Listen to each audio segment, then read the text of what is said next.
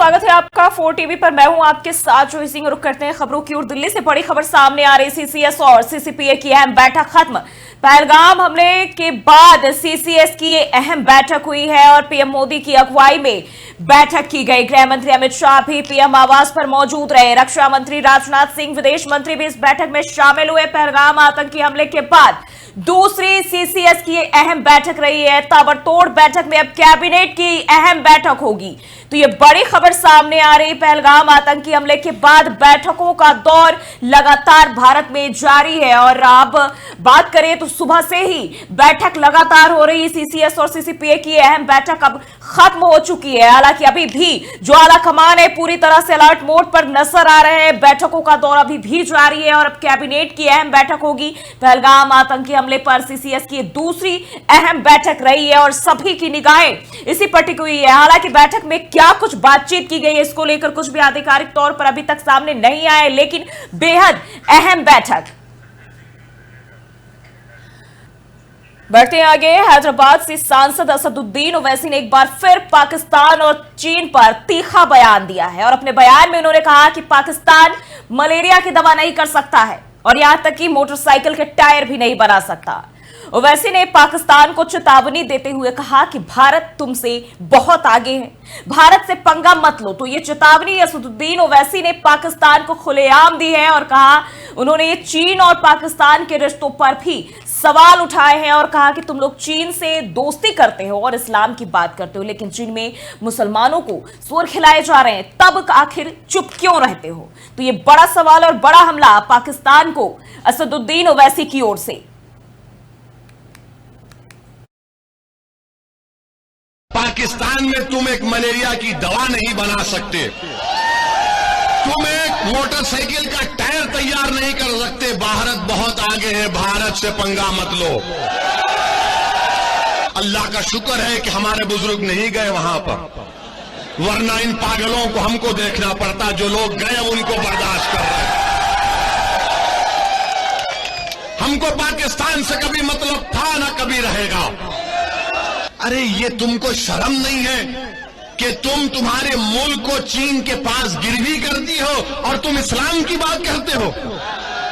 वो चीन जो जिनजियांग में मुसलमानों को 20 लाख मुसलमानों को कैद में बंद कर दिया, जिनको जबरन सूअर खिलाया जा रहा है चीन में, आज वो मिनिस्टर इस्लाम की कामयाबी की बात करता है। पाकिस्तान में बढ़ते आगे। कोलकाता होटल अग्निकांड पर पीएम मोदी ने जताया दुख। कोलकाता में आग लगने की दुर्घटना से दुखी हो प्रधानमंत्री नरेंद्र मोदी ने दुख जताया है। अपने प्रियजनों को खोने वालों के प्रति संवेदना भी जताई है। पीएम मोदी ने मृतकों के परिवारों को 2-2 लाख रुपए की मदद का प्रधानमंत्री की ओर से ऐलान किया गया है। घायलों को 50,000 रुपए की मदद की जाएगी। पीएम मोदी की ओर से राहत के तौर पर राशि दिए जाएंगे और उन्होंने इसका ऐलान किया है। पीएम राहत कोष से पीड़ितों को आर्थिक मदद दी जाएगी। तो घायलों को 50,000 रुपए पीएम राहत कोष से और इसी के साथ जो मृतक है उनके परिजनों को 2-2 लाख रुपए की आर्थिक मदद की जाएगी। और प्रधानमंत्री ने कोलकाता अग्निकांड होटल अग्निकांड पर जो है दुख जताया है और कहा कि आग लगने की इस घटना से मैं बेहद दुखी हूं।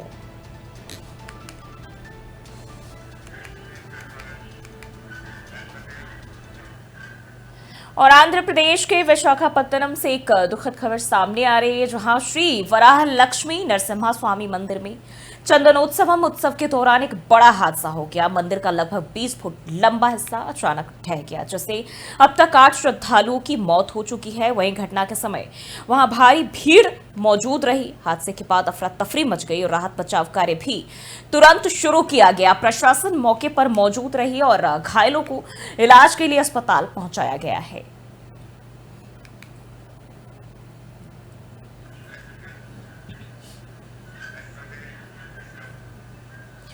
और वहीं आंध्र प्रदेश के विशाखापट्टनम में बड़ा हादसा। मंदिर में दीवार गिरने से 7 से 8 लोगों की मौत हुई है। सीएम नायडू ने मृतकों के परिवारों के प्रति संवेदना जताई। प्रत्येक परिवार को 25 लाख रुपए का मुआवजा देने की घोषणा, घायल हुए लोगों के लिए 3 लाख रुपए सहायता की घोषणा की है। तो ये जानकारी आपको बताते चले, 3 लाख रुपए की सहायता की घोषणा और घायल हुए लोगों के लिए घोषणा की गई है। और वहीं हर परिवार को 25 लाख रुपए का मुआवजा देने का ऐलान किया गया है। सीएम की ओर से सीएम नायडू ने मृतकों के परिवारों के प्रति अपनी संवेदना भी जताई है।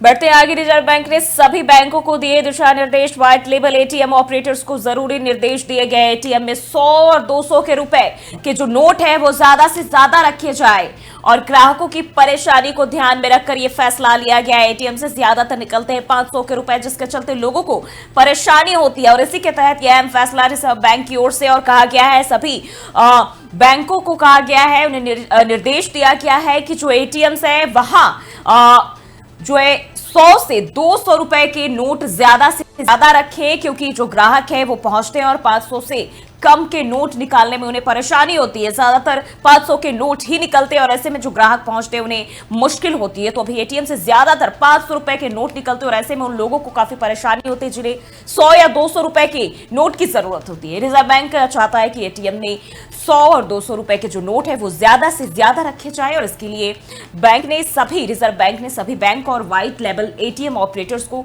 इसके तहत जरूरी दिशा निर्देश भी दिए हैं। रिजर्व बैंक ने इसके लिए डेडलाइन भी तय कर दी है।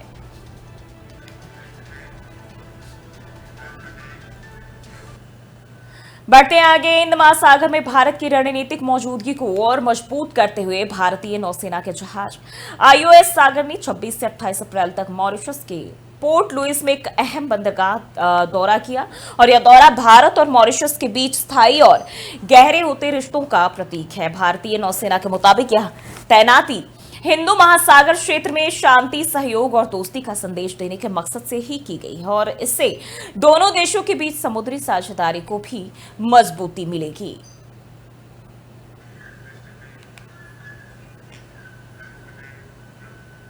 पंजाब सरकार ने पाकिस्तान से सटी सीमा पर सुरक्षा को और मजबूत करने के लिए एंटी ड्रोन सिस्टम तैयार करने का फैसला किया और इस नई तकनीक का उद्देश्य पाकिस्तान से आने वाले ड्रोन के जरिए हथियार और ड्रग्स की घुसपैठ को रोकना है। इस सिस्टम की मदद से पुलिस और सुरक्षा एजेंसियां अब पाकिस्तानी ड्रोन की घुसपैठ को तुरंत ट्रैक कर सकती हैं और उन्हें नष्ट कर सकती है और यह कदम सीमा सुरक्षा को और भी सख्त बनाएगा और पंजाब के लोगों की सुरक्षा भी सुनिश्चित करेगा।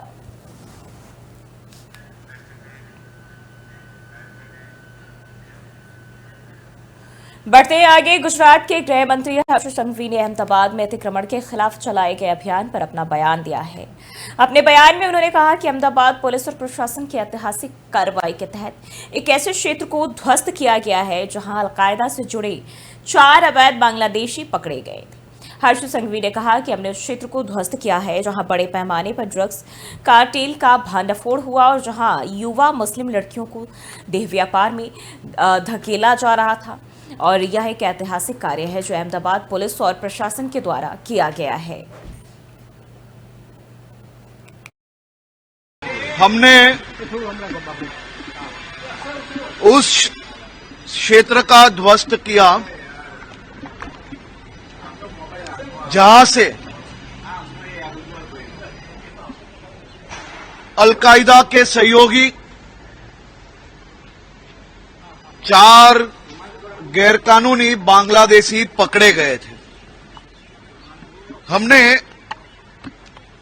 उस क्षेत्र का ध्वस्त किया है जहां से अभी तक बड़े पैमाने पे ड्रग्स कार्टेल पकड़े गए हैं। हमने उस क्षेत्र का ध्वस्त किया है जहां छोटी छोटी मुस्लिम बेटियों को ये गैर कानूनी बांग्लादेशियों ने वेश्यावृत्ति का शिकार बनाया था। हमने उस क्षेत्र का ध्वस्त किया है जहां से बड़े पैमाने पे गैरकानूनी बांग्लादेशियों को पकड़ा। और दिल्ली से बड़ी खबर सामने आ रही है, जहां आपके कई नेताओं पर केस दर्ज और सिसोदिया जैन पर भ्रष्टाचार का केस दर्ज। क्लासरूम निर्माण में 2000 करोड़ का घोटाला और बिना प्रक्रिया के की गई नियुक्तियां, निर्माण में भारी लागत वृद्धि और काम में देरी हुई। तो ये मामला बताया जा रहा है, जहां दिल्ली में आम आदमी पार्टी की सरकार के दौरान कक्षाओं के निर्माण में बड़ा भ्रष्टाचार का उजागर होने का मामला सामने आ रहा है। और भ्रष्टाचार निरोधक शाखा ने पूर्व डिप्टी सीएम मनीष सिसोदिया और पूर्व पीडब्ल्यूडी मंत्री सत्येंद्र जैन के खिलाफ केस दर्ज किया। आरोप है कि आप सरकार के समय 12,748 कक्षाओं के निर्माण में करीब 2000 करोड़ रुपए के घोटाला जो है वो किए गए थे। और न केवल निर्माण लागत जरूरत से कहीं ज्यादा थी, बल्कि एक भी काम तय समय में पूरा नहीं हुआ। वहीं जो रिपोर्ट है उसके मुताबिक बताया जा रहा है, बिना उचित प्रक्रिया और सलाहकार के वास्तुकार नियुक्त किए गए और उनके माध्यम से लागत को मनमाने तरीके से बढ़ाया गया। एंटी करप्शन ब्यूरो ने सक्षम प्राधिकारी और अनुमति मिलने के बाद पीओसी अधिनियम की धारा 17A के तहत यह मामला दर्ज किया है।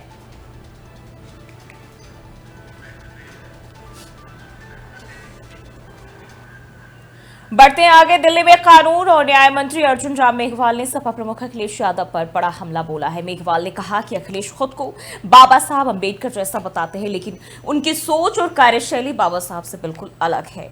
उन्होंने याद दिलाया कि ओबीसी आरक्षण का सबसे ज्यादा विरोध कभी राजीव गांधी ने किया था, जिनसे आज अखिलेश का गठबंधन है। मेघवाल ने आरोप लगाया कि जब अखिलेश यूपी के मुख्यमंत्री थे तब ओबीसी समुदाय के इंजीनियरों को बड़े पैमाने पर पदोन्नत किया गया। और उन्होंने ये भी कहा कि लोकसभा में पदोन्नति में आरक्षण के बिल को फाड़ने वाला सांसद सपा का ही था। पूरा विवाद सपा कार्यालय के बाहर लगे उस पोस्टर से शुरू हुआ, जिसमें अखिलेश यादव की तुलना बाबा साहब अंबेडकर से की गई और इसी को लेकर मेघवाल ने इसे बाबा साहब का अपमान बताया।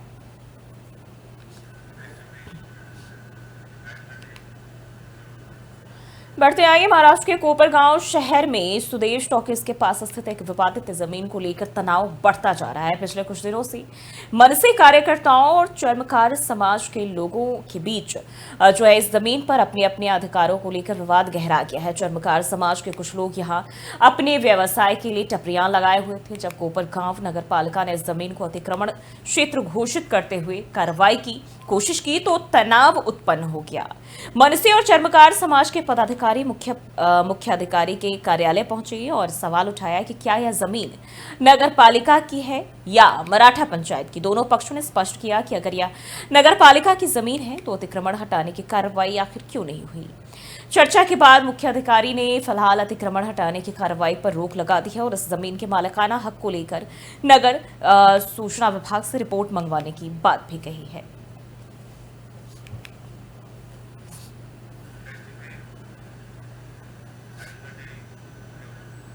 बढ़ते हैं आगे। दिल्ली एनसीआर के मोदी नगर में गरीब और जरूरतमंद लोगों के लिए एक बड़ी पहल शुरू होने जा रही है।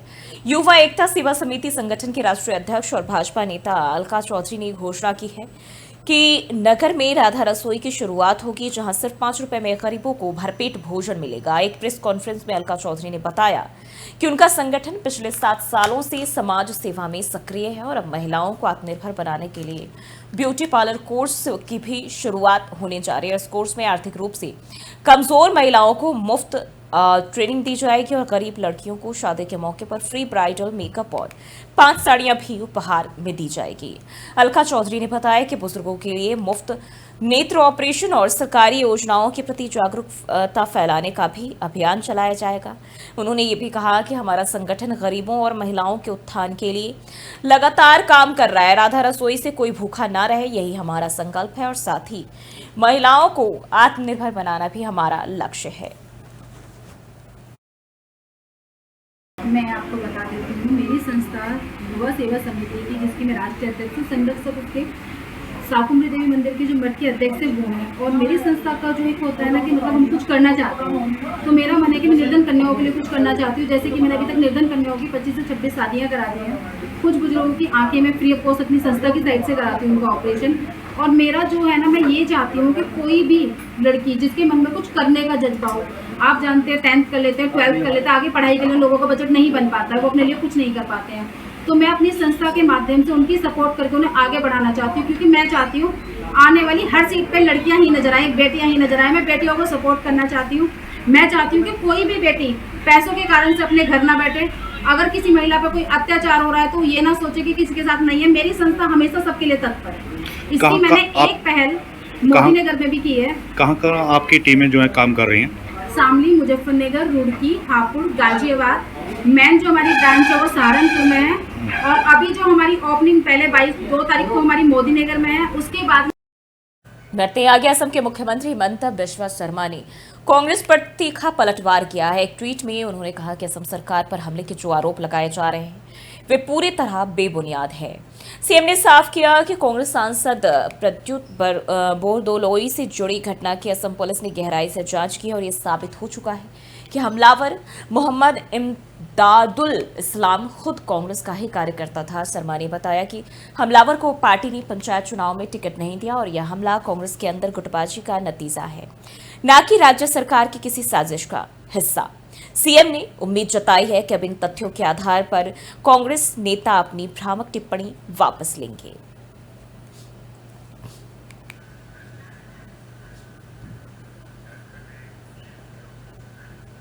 बढ़ते हैं आगे। आंध्र प्रदेश कांग्रेस अध्यक्ष वाईएस शर्मिला को नजरबंदी से रिहा कर दिया गया है। रिहाई के बाद शर्मिला ने विजयवाड़ा स्थित अपने आवास पर समर्थकों से मुलाकात की। शर्मिला ने आरोप लगाया कि उन्हें अपने ही कार्यस्थल यानी कांग्रेस के पीसीसी कार्यालय जाने से रोका गया और उन्होंने ट्वीट करते हुए कहा, सवाल उठाए कि क्या अब पीसीसी ऑफिस जाना भी अपराध हो गया है? सरकार हमारे संवैधानिक अधिकारों को क्यों कुचल रही है? शर्मिला ने सरकार पर डर की राजनीति करने का भी आरोप लगाया और कहा कि जनता को सच्चाई बताई जानी चाहिए। आंध्र प्रदेश कांग्रेस अध्यक्ष वाईएस शर्मिला नजरबंदी से अब रिहा होने के बाद विजयवाड़ा स्थित अपने आवास पर समर्थकों से मिली। बताते चले कि आंध्र प्रदेश कांग्रेस अध्यक्ष वाईएस शर्मिला ने विजयवाड़ा में अपने आवास पर नजरबंद होने का आरोप लगाया था।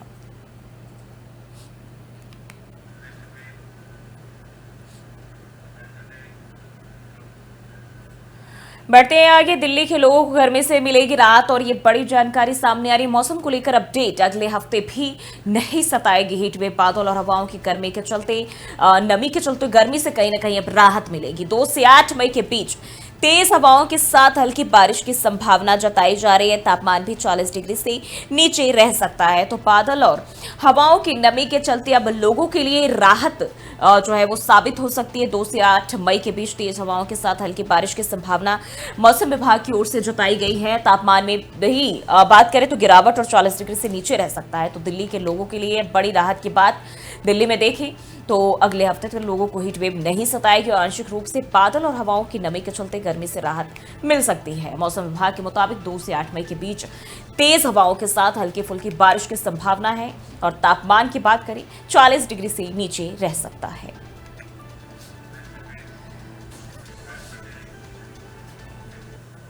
बढ़ते आगे। उत्तर प्रदेश के सहारनपुर में बीजेपी नेता और पूर्व मंत्री सुरेश राणा ने वक्फ संशोधन बिल पर प्रेस कॉन्फ्रेंस की और उन्होंने कहा कि यह बिल गरीबों, मजदूरों और वंचितों के लिए एक बहुत बड़ा कदम है। राणा का कहना है कि वक्फ की जमीनों पर जो अवैध कब्जे थे उन्हें अब हटाया जाएगा और यही वजह है कि कुछ लोगों को यह बिल खटक रहा है। प्रेस कॉन्फ्रेंस का मकसद था पार्टी कार्यकर्ताओं को इस बिल की जानकारी देना ताकि वे आम जनता तक इसके फायदे पहुंचा सके।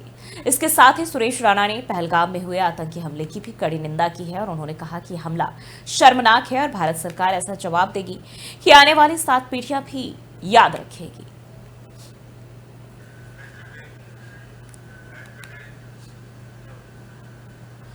और बढ़ते हैं आगे। लखनऊ से खबर सामने आ रही जहां भारत नेपाल सीमा पर योगी सरकार का कड़ा एक्शन और लगातार जारी एक्शन में सैकड़ों अवैध कब्जे जो है वो हटाए गए हैं। बहराइच, बलरामपुर, सिद्धार्थनगर जिले में एक्शन। महाराजगंज और श्रावस्ती में भी अभियान चलाया गया। बिना मान्यता वाले मदरसों पर गाज गिरी है। सीमा सुरक्षा, कानून व्यवस्था और शिक्षा गुणवत्ता पर सरकार का फोकस लगातार बना हुआ है। तो ये जानकारी आपको बताते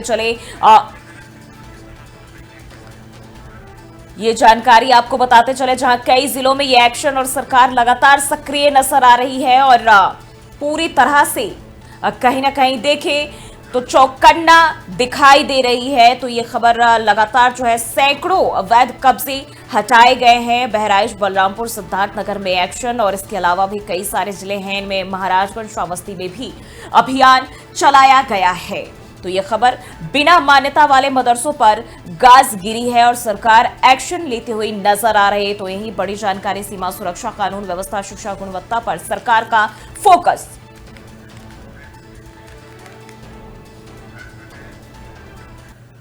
बढ़ते हैं आगे। गाजियाबाद के मोदी नगर में सिंचाई विभाग द्वारा बनाए गए पुल का निर्माण कार्य के दौरान ही ये पुल कुछ ही घंटों में गिर गया। स्थानीय लोगों का आरोप है कि घटिया निर्माण सामग्री के कारण यह हादसा हुआ है। सिंचाई विभाग के जूनियर इंजीनियर और एसडीओ ने घटनास्थल पर पहुंचकर गिरा हुआ पुल और निर्माण सामग्री को हटा दिया। वहीं सूत्रों के मुताबिक जूनियर इंजीनियर का महीनों पहले बुलंदशहर स्थानांतरण हो चुका था, लेकिन वे अभी भी मेरठ में काम कर रहे थे, जिससे भ्रष्टाचार के गंभीर आरोप लग रहे हैं। और इस घटना के बाद सिंचाई विभाग के अधिकारियों पर भी सवाल उठ रहे हैं और स्थानीय लोग इस निर्माण कार्य में लापरवाही और भ्रष्टाचार के खिलाफ सख्त कदम उठाने की मांग कर रहे हैं।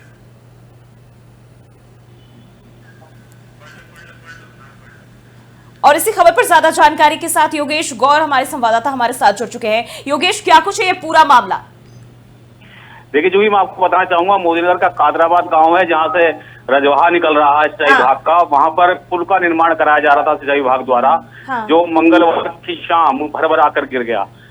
इससे जानकारी मिलती है कि किस तरह का भ्रष्टाचार सिंचाई विभाग के कार्यों में देखने को मिलता है, होता है। जी जूही, बिल्कुल। क्या किसी तरह की जनहानि भी हुई है?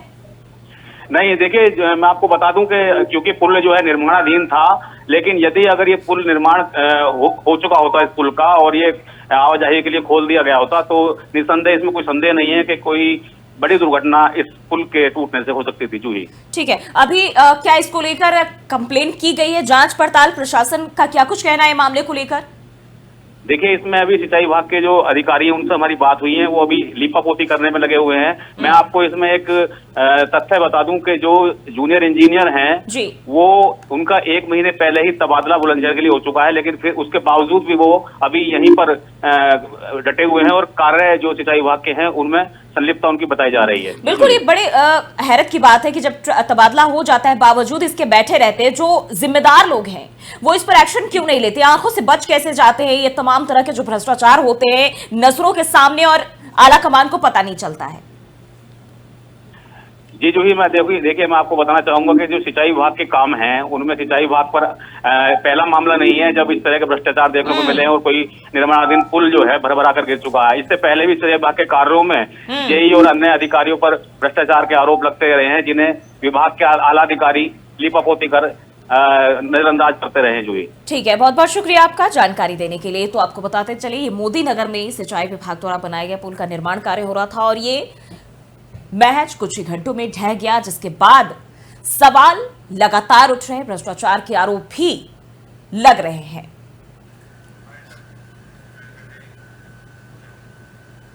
तो फिलहाल के लिए इस बुलेटिन में बस इतना ही। देश और दुनिया की तमाम खबरों के लिए देखते रहिए 4 TV न्यूज।